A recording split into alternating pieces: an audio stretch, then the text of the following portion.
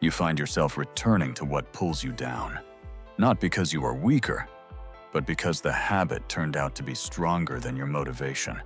And you know it by that empty feeling in the morning, by the disrupted sleep at night, by how you explain to yourself, just one more time, and end up in the same circle.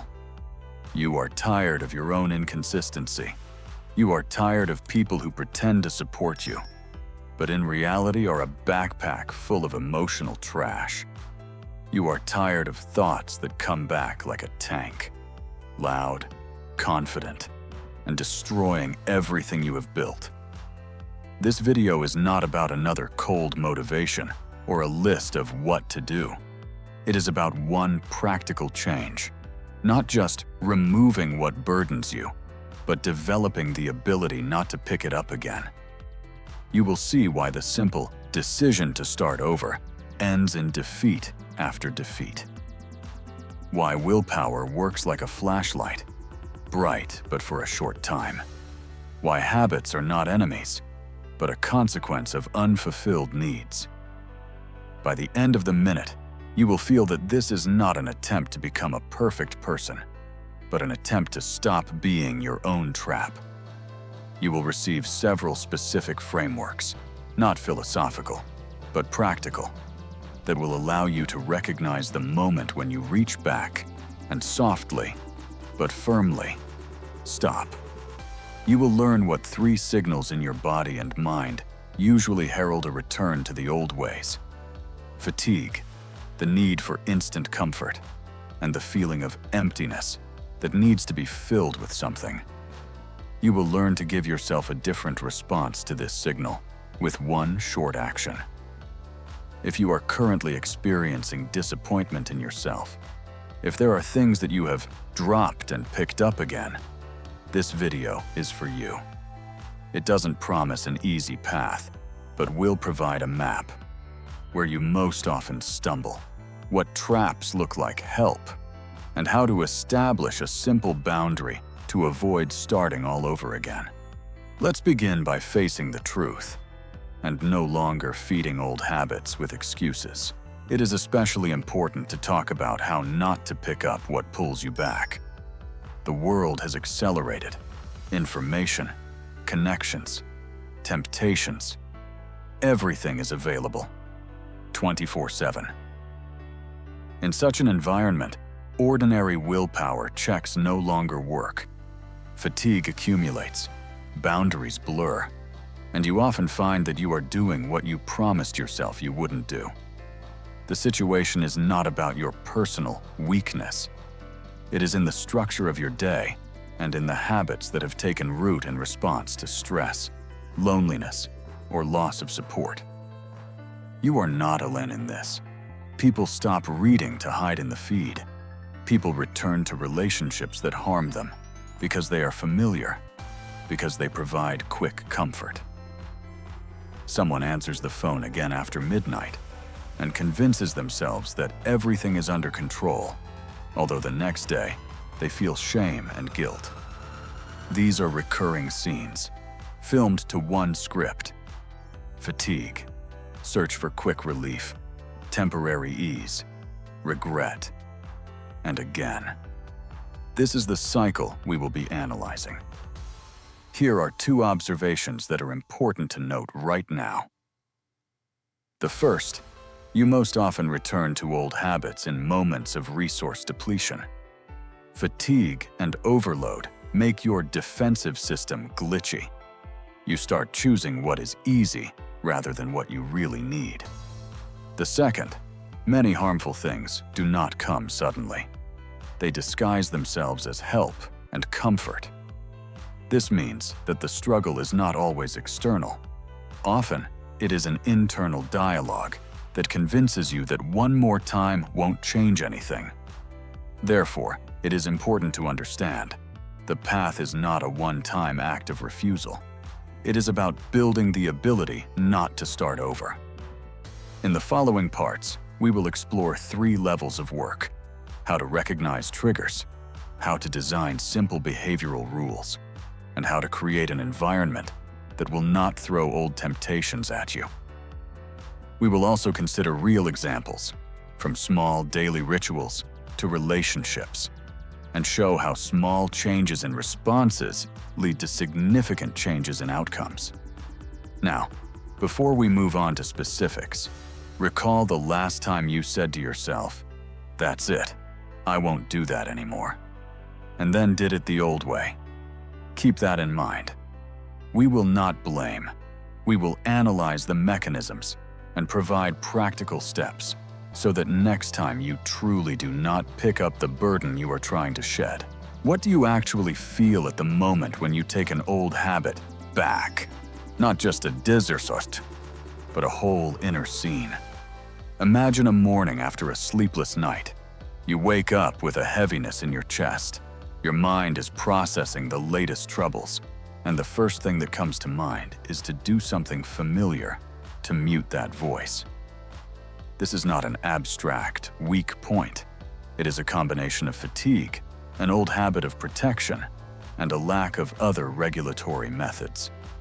Inside, 3 simultaneous signals arise: physical exhaustion, the urge to lie down or zone out; emotional discomfort, a feeling of emptiness, irritability, or anxiety; and an automatic thought that suggests a quick fix. From messaging an ex to snacking, from opening social media to making an impulsive purchase. These 3 signals create an internal pulse of return. You not only want that action, it already starts to feel like a necessity. It's important to describe this not as a moral failure, but as a biographical routine to which you have trained your brain. Your history with this habit is a complex set of memories, a moment of relief in the past, praise or empathy from others, remission after stress. All of this has reinforced neural pathways. When discomfort arises, the brain automatically offers the path of least resistance. You feel not so much guilt as a familiar cushion, and returning to it gives an illusion of safety. The internal dialogue in such moments often sounds the same. "One more time won't hurt. I deserve this. I won't survive if I don't do it now." These phrases are not just excuses. They are functioning patterns that reinforce the habit. They absolve responsibility for the choice, translating everything into the category of "I need to survive now." You start moving by inertia, and then you are surprised at how quickly you found yourself back in the same place. Another important component of the feeling is shame and self-condemnation that comes afterward. But shame is not the beginning, but a consequence. It arises because you compare your behavior now with the ideal, "I shouldn't have done this."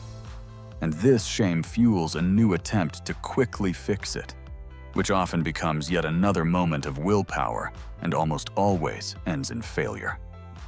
Finally, feel the inner contradiction. You simultaneously want change and simultaneously reach for familiar comfort. This is not a paradox. It is an experience of development. Part of you has learned to survive through these comforts, while another part is tired of their consequences. Analyzing this feeling means separating 2 levels: practical, what exactly you do and when, and meaningful, why this works for you.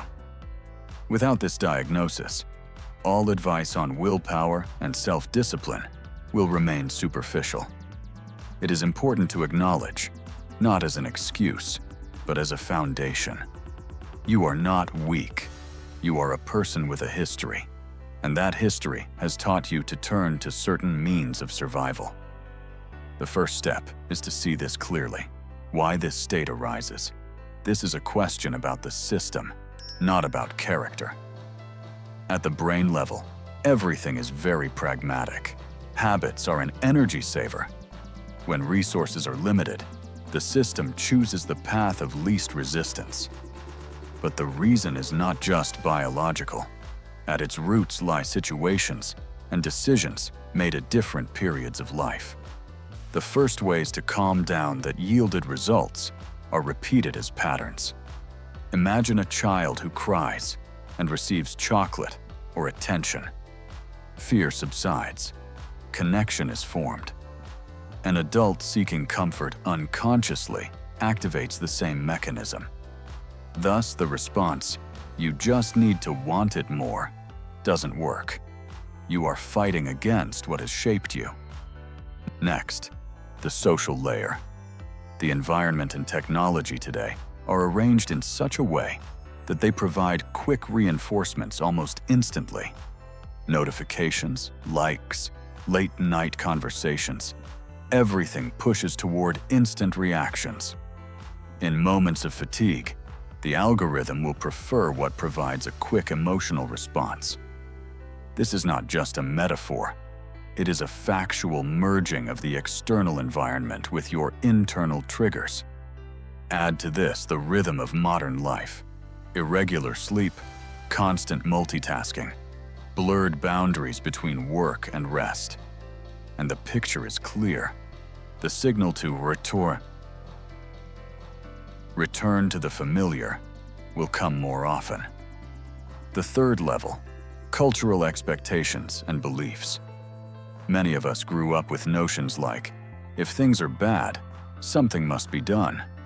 Comfort is a sign of success, or I can't deny myself. These beliefs create permission for behavior and remove barriers. They serve as an internal protocol that is activated automatically. The fourth point: absence of alternatives. Even if you are aware of the problem, you may simply not have other habits that could replace the old ones. An empty space needs to be filled with something, and if you lack regulation techniques, breathing, movement, a short walk, talking to a friend, it's easy to revert to the old ways. Finally, the phenomenon of small triggers is important, which may seem insignificant but accumulate. Fatigue after a meeting, a comment from a colleague, an unexpected reminder in social media feeds. Small signals become launch points. Understanding this multi-level origin of the state is key. Then, instead of self-flagellation, you start working with the factors, reducing external sources of reinforcement, cultivating new regulators, changing beliefs, and creating simple, accessible alternatives.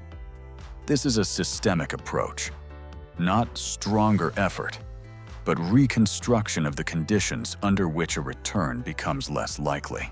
A common mistake is to rely on willpower as the only tool and use absolute phrases. Next time, I will definitely quit. Never again. Starting tomorrow. Otherwise. This creates a dramatic need to be perfect now, and the consequences are predictable. As soon as the resource goes down, willpower switches off, and you revert to the old ways. But there is an even subtler trap. Attempts to hide the problem or explain it to yourself and others with soft justifications that do not change behavior. Examples: you promise your partner, "I won't call anymore," but do not change your evening habits. You delete the app, but leave access from another device. Surface solutions work like a bandage on a deep wound. Another big mistake is to believe that understanding the problem is enough. I know this is bad, a great start, but insufficient. Awareness is often accompanied by mental planning. I won't do this, but the plan remains a declaration without connection to context, triggers, and specific restraint mechanisms. Thus, returning becomes a result of the absence of an operational part. When a if-then strategy is needed, a simple sequence of actions, not a global promise. Another common blunder is underestimating the rituals surrounding a habit. Many habits do not exist in isolation. They are embedded in chains. For example, evening stress, turning on a series, chips while hugging your phone, messaging an ex. People try to stop the last element, messaging, and are surprised why it does not work, because the previous nodes have not been touched. One must break down the chain, not pull out the most noticeable element. There is also a frequent issue of perfectionism and extremes, all or nothing, where one slip-up is perceived as a complete failure and used as an excuse to continue old behavior. This turns one mistake into a catalyst for relapse. The result? A strategy based on prohibitions and shame breaks down at the first load. Finally, people forget about support and accountability. Wanting change in your mind is not enough if you live in an environment that reinforces old behavior or lacks simple forms of feedback. The mistake is to think that change will happen alone. In practice, at least one external support is needed: a rule with a friend, a clear daily structure, prepared alternatives in moments of weakness. Without this, even the noblest intentions remain beautiful words. A new perspective is not just another motivational setup, but a shift of focus from prohibition to design of reaction. Instead of not doing, you design what to do instead. This is a principle that changes everything. The brain does not understand not doing. It knows actions and reinforcements. If you fill the space of an old habit with a new operation, the likelihood of relapse decreases. For example, instead of "I will not eat sweets in the evening," you formulate, "If the desire to eat sweets comes in the evening, I get up and go for a 10-minute walk." This simple redefinition changes the behavioral branch. The second turn is switching from guilt to curiosity. Instead of berating yourself for every setback, explore. At what moment did the choice shift? What changed in the body, in the surroundings, in the speech in your head? This approach does not weaken responsibility, but makes it constructive. You stop being a judge and become an observer of the process, attentive, specific, and pragmatic. This allows you to find bottlenecks and precisely adjust them. The third element is clear minimal harm rules. There's no need to demand high standards right away. Create a rule that you can definitely follow in a state of fatigue. For example, if I feel emptiness, I take a glass of water and do a breathing exercise for 2 minutes. Or, if I feel nighttime boredom, I send one message to a friend saying, "How are you?" Such rules reduce the space for impulse and provide a micro-win that feels like control. The fourth approach is designing the environment. One cannot overestimate the power of small barriers. Removing visible packaging, putting the phone in another room, setting a notification blocker after 9 p.m. These small things act as buffers between the trigger and the habitual action. When you reduce the number of easy paths, the chance of not picking up the old habit increases. Finally, the language of identity is important. Instead of "I am a person who relapses," try formulations that reflect movement. I am a person who does not take what pulls me back. This is not a magical incantation. It is a marker that helps make small decisions in the right direction. Changing perspective is not an abrupt elimination of difficulties, but a tool that provides several practical anchors. Changing actions, exploring causes, minimal harm rules, environment architecture, and new identity. Together, they make a return to the old less likely. What starts to change when you act differently is not always loud successes.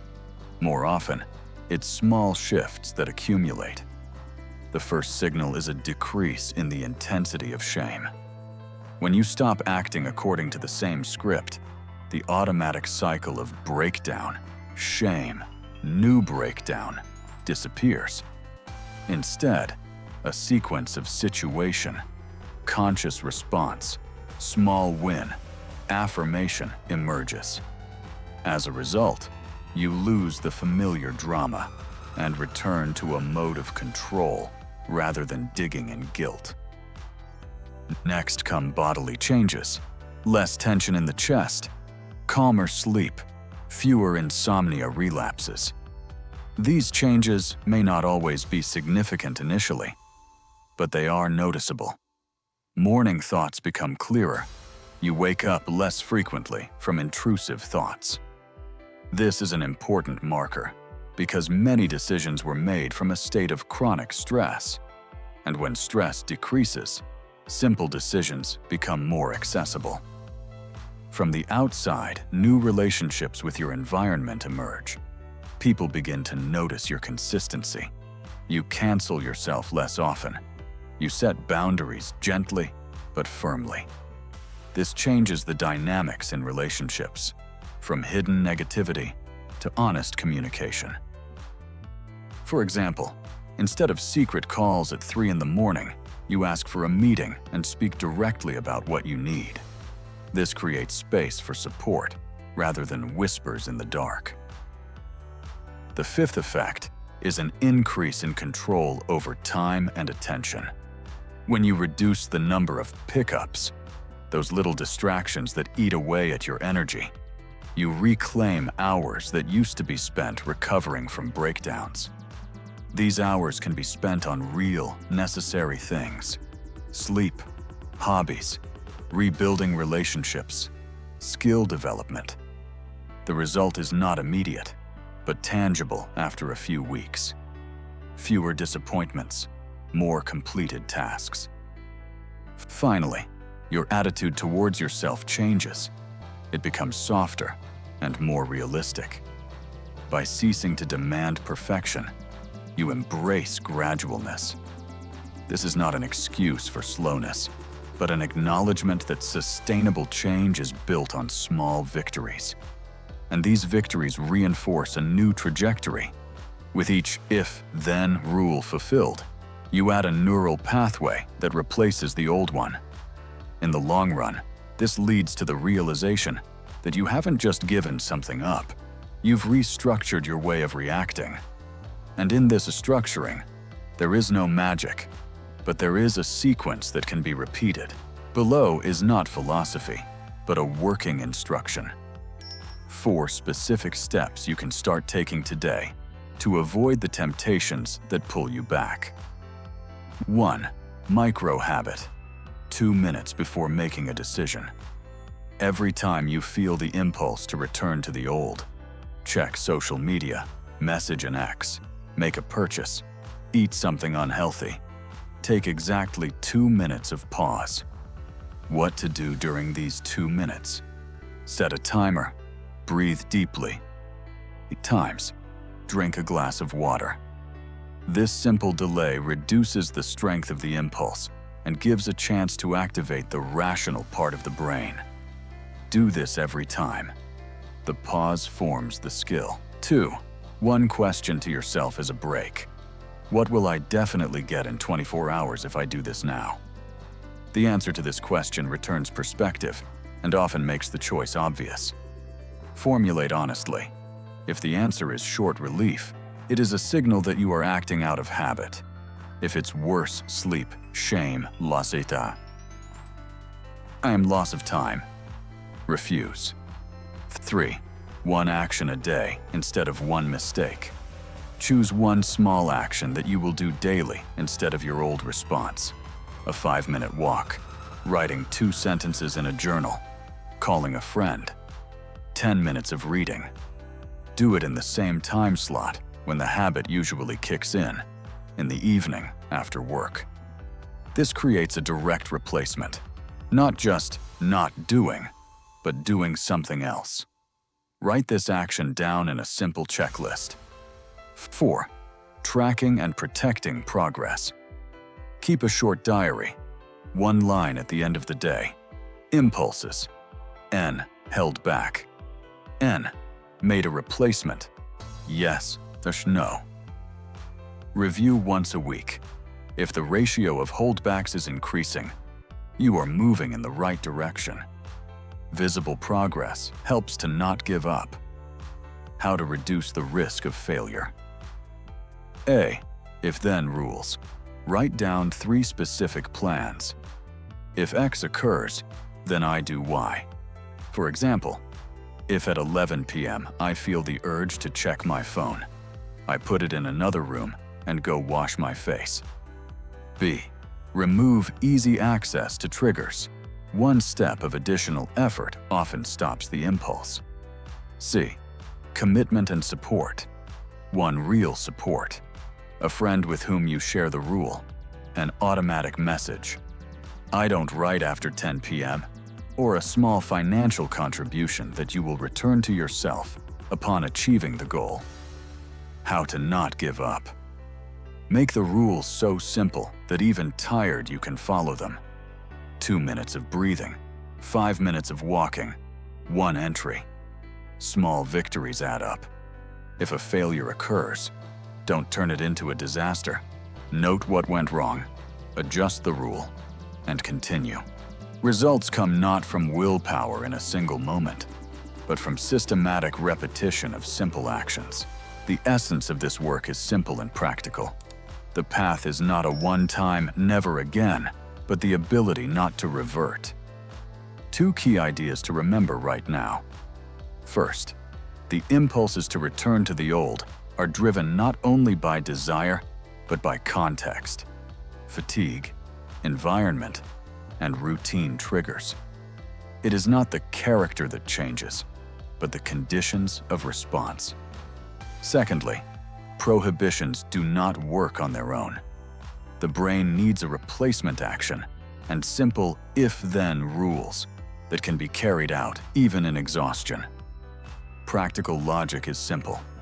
A 2-minute pause, 1 question, 1 action a day, and a daily checklist.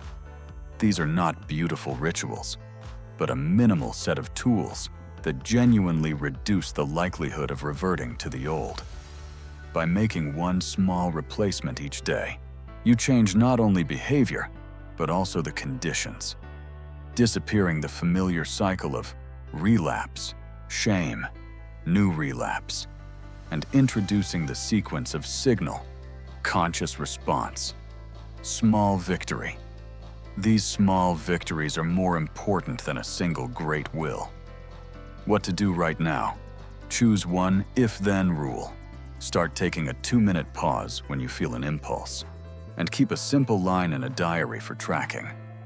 Don't wait for the perfect moment. The result will be slow but reliable. You will start to notice fewer dramas and more clarity in decisions. In closing, you do not have to be perfect. You have the right to be consistent. Less drama, more practice. If this video was helpful to you, subscribe so you don't miss the next day.